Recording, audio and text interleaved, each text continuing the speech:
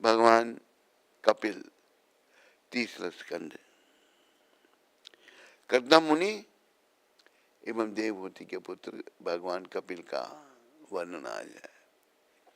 विदुर जी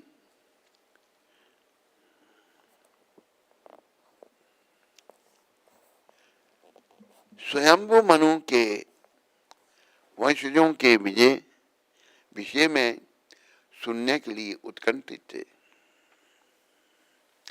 इसे देखकर मैत्रेय मुनि उनका इतिहास सुनाने लगे।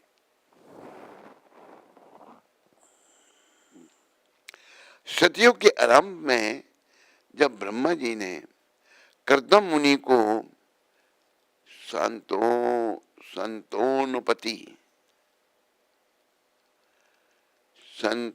संतानोत्पत्ति का आदेश दिया, स्वयं को उसके योग्य बनाने के लिए कर्दम मुनि ने बिंदु सरोवर के पास 10,000 वर्षों तक तपस्या की।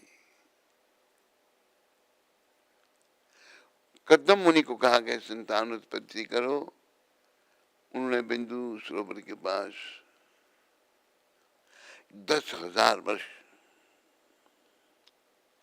के पास 10,000 वर्ष तक तपस्या की। हाँ? वही है क्या?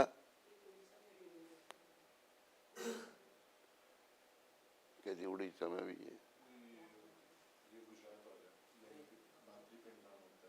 हाँ?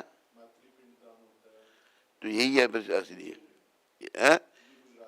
गुजरात वाला सही है। ये अपना बना रही है ना, कोई अभी नया ढूंढ रही है ये। हाँ? ये लोग गए थे पर वो पक्का हो गया ना। इस बिंदु सरोवर का तो बहुत प्रचार भी किया गुजरात गवर्नमेंट ने टूरिज्म को। अच्छा। अमिताभ बच्चन को ब्रांड एम्बेसडर बना के इसका प्रचार करवाया। 10,000 वर्षों तक तपस्या की। बिंदु सरोवर चारों ओर सरस्वती नदी से घिरा हुआ है। सरस्वती नदी है वहां पर। अच्छा अच्छा, गिरा हुआ था। कर्दम मुनि ने पूर्ण समाधि में स्थित होकर भगवान विष्णु को प्रसन्न कर लिया। भगवान अपने सुंदर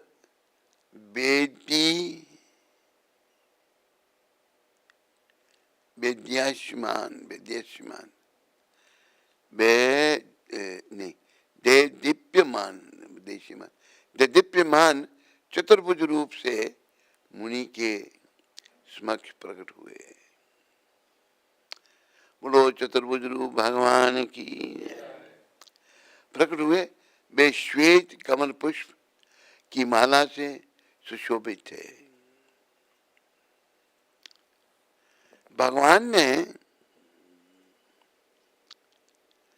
चमकदार रेशमी पीतांबर वस्त्र पहने हुए थे।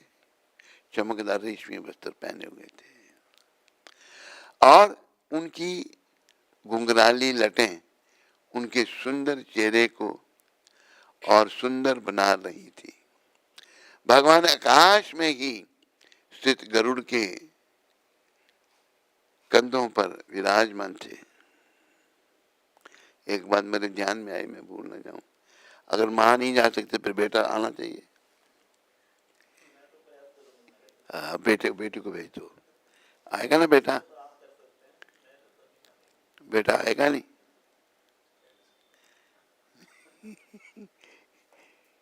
कह नहीं सकता वो। प्रयास करो थोड़ा सा कहने का।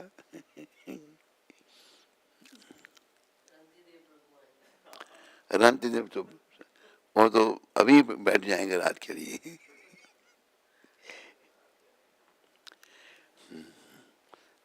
ये बाप बेटा दोनों मेरे भी आपस में।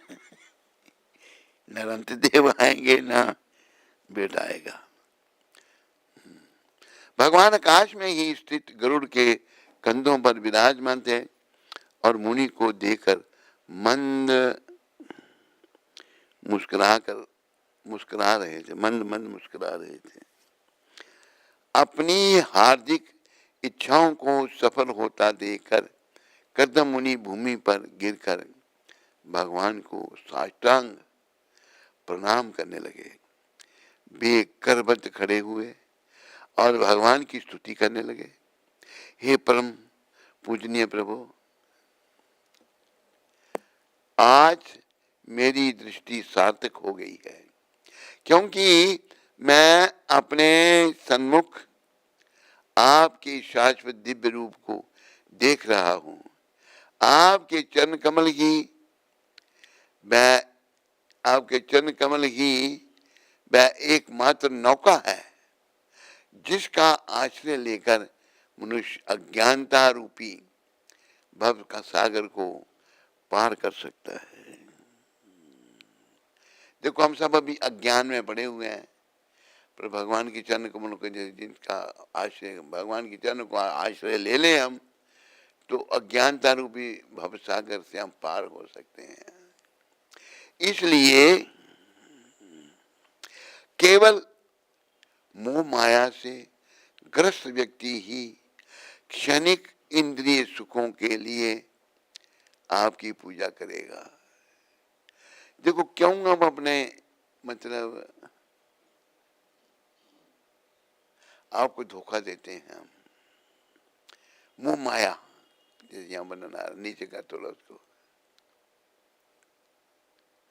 एकमात्र नौका है जिसका आश्रय लेकर अज्ञानता रूपी भव सागर को पार कर सकते हैं। दिव्य रूप को देखकर आपके चरण कमलों में पार कर सकता है। इसलिए केवल मोह माया से ग्रस्त व्यक्ति ही क्षणिक इंद्रिय सुखों के लिए आपकी पूजा करेगा।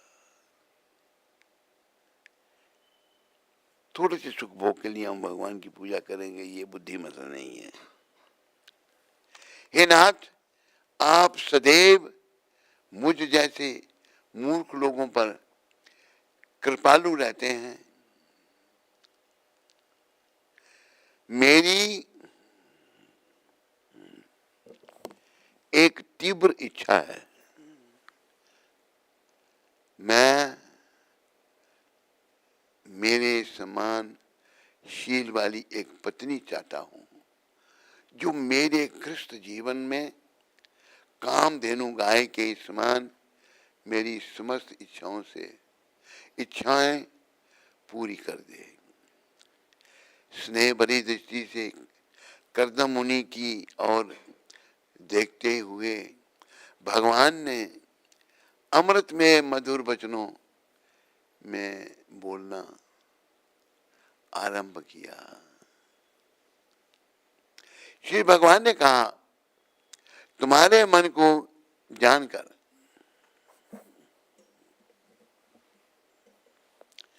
मैंने पहले से ही इसकी व्यवस्था कर दी है। देखो, भगवान तो सब जानते हैं।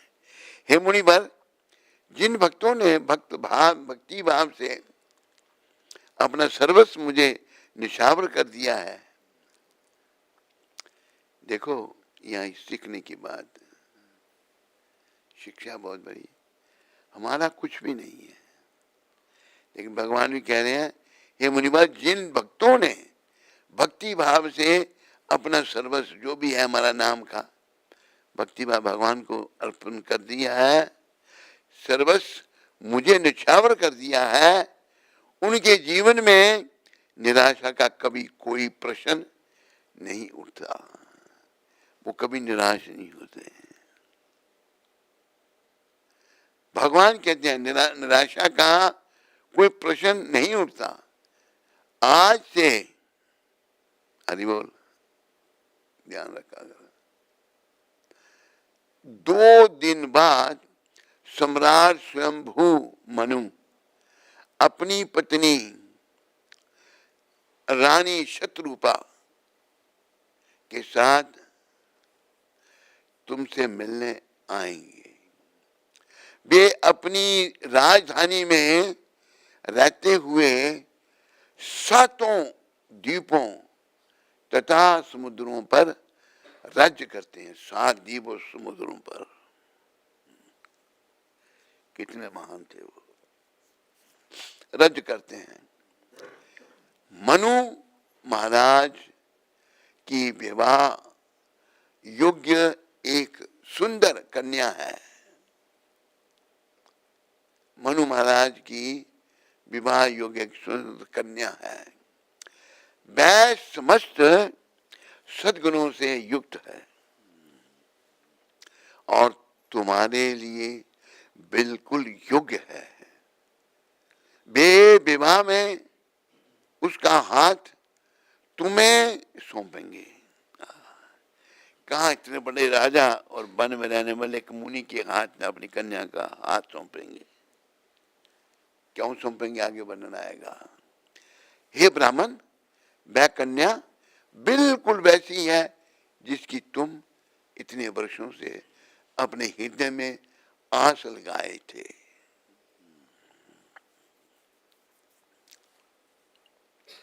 विश्वास रखो कि शीघ्र ही तुम्हारा विवाह उससे होगा और वह अपने प्राणों सहित तुम्हारी सेवा करेगी। तुम्हारे वीर से वह 9 पुत्रियों को जन्म देगी, जिनसे भविष्य में विवाह करके महान ऋषिगण प्रजा का विस्तार करेंगे। सदैव मेरी पूर्ण चेतना में स्थित होकर और साथ ही समस्त प्राणियों पर करुणा दिखाकर तुम जीवन के अंत में पूर्ण आत्म साक्षात्कार की अवस्था प्राप्त करोगे। इस प्रकार तुम मुझ में स्वयं को तथा स्वयं तुम मुझ में स्वयं को तथा स्वयं एवं अन्य सब प्राणियों को मुझ में देख सकोगे। हे ऋषिवर, मैं तुम्हारी पत्नी के गर्भ से अपने एक अंश को भी प्रकट करूंगा और उसका पुत्र बनकर मैं उसे परम सत्य के ज्ञान का उपदेश दूंगा। यह कहकर भगवान ने बिंदु सरोवर से प्रस्थान किया। भगवान का वाहन गरुड़ वापस वैकुंठ की और उड़ने लगा और कर्दम मुनि उसके पंखों की फटफटाहट से उत्पन्न हुए सामवेद के मंत्र को सुनने लगे। उनकी फटफटाहट, सामवेद जो है उसके मंत्र को वो सुनने लगे। कर्दम मुनि उस नियत समय की प्रतीक्षा करने लगे जिसका उल्लेख भगवान ने किया था। उसी दौरान स्वयंभू मनु अपनी पत्नी तथा पुत्री के साथ रथारूढ़ होकर एक योग्य दामाद की खोज में निकले। भ्रमण करते करते वे कर्दम मुनि के आश्रम में उस दिन पहुंचे जिस दिन मुनि का तप व्रत पूरा हुआ ही था। उसे दिन उनका तप व्रत पूरा हुआ। बिंदु सरोवर अत्यंत पवित्र स्थान है क्योंकि इसका जल भगवान के उन आंसुओं से युक्त है जो भगवान ने कर्दम मुनि की तपस्या को देखकर बहाए थे। भगवान के आंखों से आंसू कर्दम मुनि की तपस्या को देखकर बहाए थे भगवान ने। सरोवर सब ऋतुओं में फल फूल प्रदान करने वाला शुभ वृक्ष से शुभ वृक्षों से गिरा था और वहां का वातावरण विचित्र पंछियों की किलकारियों से गूंज रहा था। इस सुंदर परिवेश में प्रवेश करके इस ब्रह्मांड के प्रथम सम्राट स्वयंभु मनु ने कर्दम मुनि को देखा, जिन्होंने अभी अभी अपनी यज्ञ में पूर्णाहुति दी थी। यद्यपि मुनि दीर्घ काल से तपस्या में रत थे और फिर भी उनका शरीर कष्टकाय नहीं हुआ था। इतनी तपस्या करने पर भी शरीर स्वस्थ है, कष्टकाय नहीं है। उन्होंने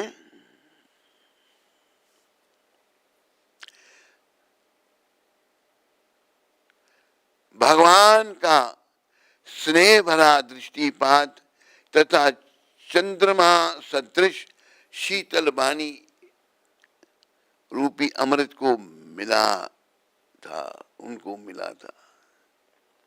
कर्दम मुनि ऊंचे कद के थे और अखंड ब्रह्मचार्य का पालन करने के कारण उनका देह तेज युक्त था, बड़ा तेज था उनमें। उनके नेत्र कमल दल के समान थे, बड़े सुंदर नेत्र थे। वस्त्रों के नाम पर उनके शरीर पर फटे पुराने कपड़े थे, कपड़े फटे पुराने थे और उनके बाल जटा बन चुके थे, बाल जटा बन चुके थे उनके वहां बैठे रहने के कारण।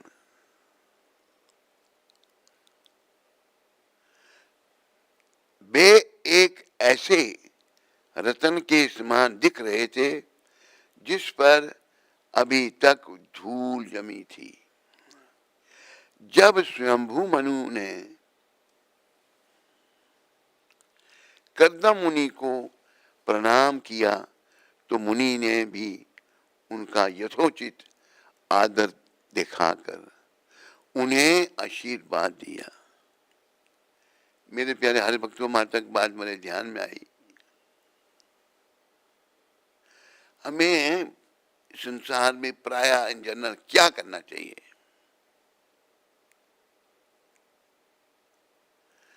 तपस्या करनी चाहिए।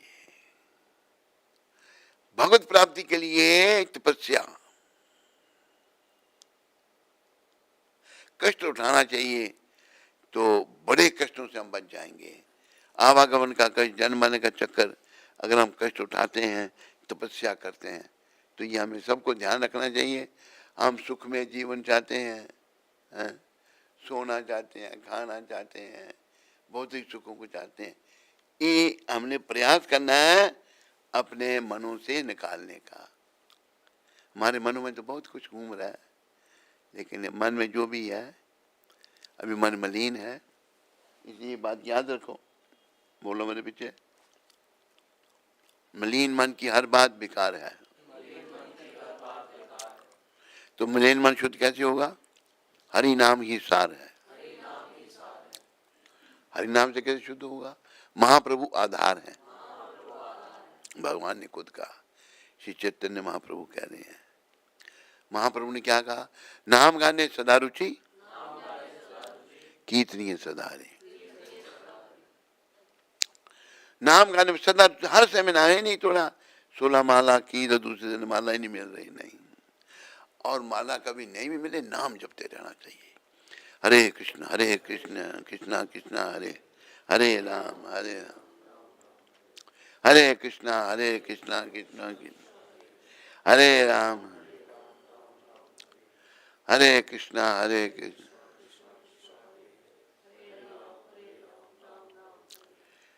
तो जब महाराजा मनु ने आसन ग्रहण कर लिया तो कर्दम मुनि मधुर वचनों में उनकी प्रशंसा करने लगे। हे प्रभु, आप भगवान हरि की रक्षण शक्ति के मूर्तिमान स्वरूप हैं और पृथ्वी पर उनके प्रतिनिधि हैं। मैं आपको सादर प्रणाम करता हूं।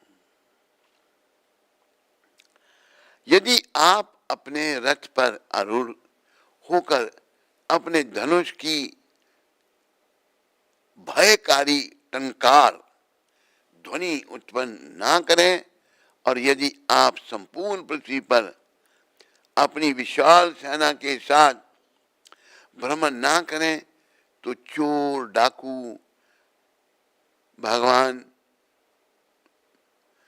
द्वारा बनाए गए नियमों की अवहेलना एवं खंडन करने वाले लगेंगे।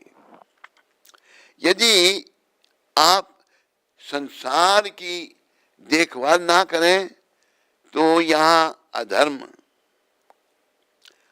फलने फूलने लगेगा, क्योंकि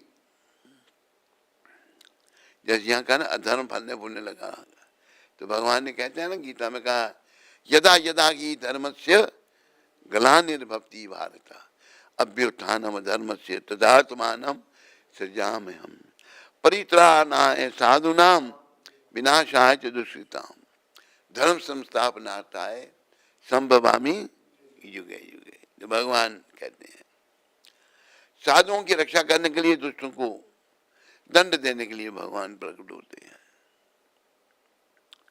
तो यहाँ ये वर्णन आ रहा है, आप संसार की देखभाल ना करें तो यहाँ अधर्म फैलने लगेगा। जब कोई ऊपर नहीं हो तो फिर नीचे वाले सब उल्टा सीधा काम कर, ऊपर कोई ना कोई चाहिए। तो भगवान हैं या भगवान के भक्त हैं तो फलने फूलने लगेगा, क्योंकि उस समय धन के लालची लोगों पर अंकुश लगाने वाला कोई नहीं होगा। हे शूरवीर राजन, कृपया मुझे अपने यहाँ आने का कारण बताएं और विश्वास रखिए कि बिना किसी हिचक के आपके आदेश का पालन किया जाएगा। श्रीमान जी, हो गया, खत्म हो गया। अच्छा, तो इसको कहाँ स्टॉप करें फिर? हाँ?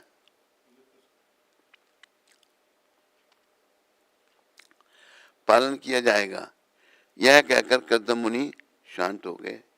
उन्होंने महाराजा को कहा कि जो आखिर प्रसंग कल क्या कहा, उन्होंने राजा ने क्या कहा वो कल आपको सुनाया जाएगा। आइए ही कथा को विराम दिया जाता है। बोलो भागवत महापुराण की, बोलो सुखदेव गोस्वामी महाराज की, बोलो परीक्षित महाराज की, बोलो जगत गुरु श्रील प्रभुपाद की, पूरी दुनिया को भागवत देने वाले जगत गुरु श्रील प्रभुपाद की। आज 13 तारीख है। गुरु महाराज ने आज के दिन ये पत्र लिखा था 13 तारीख 13 1968 को गुरुदास को ये पत्र लिखा था। ये जो उधमपुर का मंदिर, उधमपुर ने ये वृंदावन का जो मंदिर है, मेरे ख्याल में गुरुदास ही और इसकी पत्नी यमुना, ये दोनों आए थे शुरुआत में जब ये मंदिर शुरू हुआ था, बनना शुरू हुआ था।